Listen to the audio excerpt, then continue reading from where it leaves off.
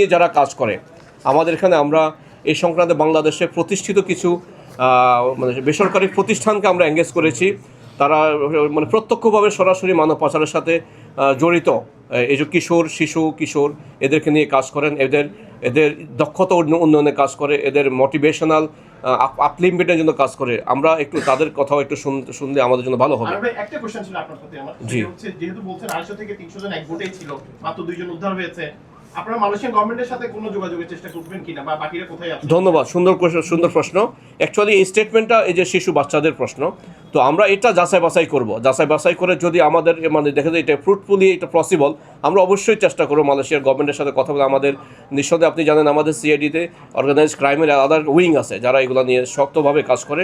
আমরা তাদের মাধ্যমে মালয়েশিয়া সরকারের সাথে যোগাযোগ করব, ইন্টারন্যাশনাল হিউম্যান ট্রাফিকিং কীভাবে রোধ করা যায়, একদম জিরো লেভেলে নিয়ে আসা যায় সে ব্যাপারে আমরা কাজ করব। ধন্যবাদ। এখন আমরা আমাদের যে এনজিও যারা আছেন